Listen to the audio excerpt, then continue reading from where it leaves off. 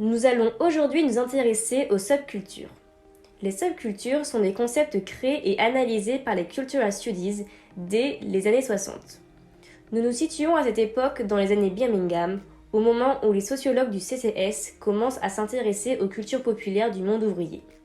Une sous-culture est une culture revendiquée par un petit groupe d'individus souhaitant se différencier de la culture dominante, appelée aussi mainstream.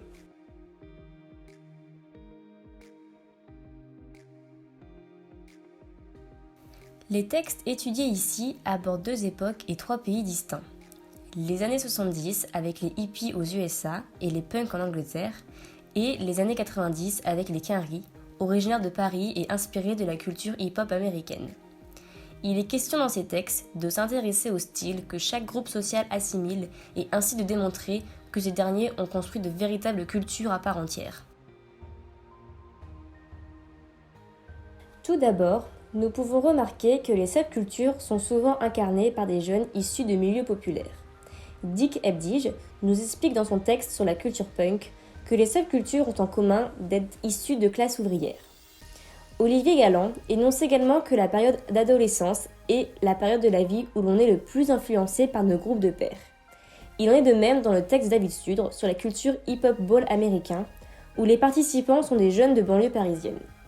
De plus, selon Gilles Pronovo, ces subcultures ne peuvent être accessibles aux adultes dans le sens où les adolescents sont conscients que la culture hip-hop américaine n'est pas compatible avec la vie d'adulte. On parle ainsi d'une identité transitoire.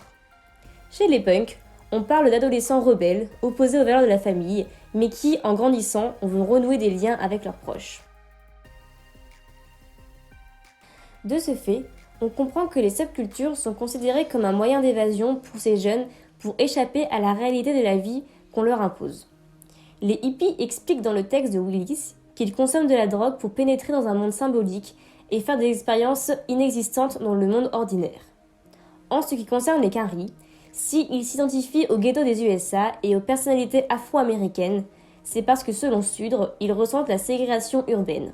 Ainsi, les Quinri se construisent comme un moyen de contestation et d'affirmation de leurs valeurs. Pour les punks, Lévi-Strauss explique même que cette culture exprime une véritable rupture avec la société de base, où des contenus et des formes interdites sont ici autorisés. Le style vestimentaire est quelque chose de très important pour la formation d'une subculture.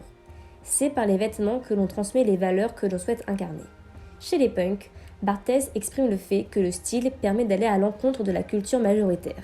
Les Quinri, quant à eux, adoptent un style vestimentaire américain hip-hop, un style profondément marqué pour affirmer leurs différences. Néanmoins, malgré cette envie de se distinguer, on se rend compte que les codes subculturels sont très vite utilisés dans le registre de la consommation de masse.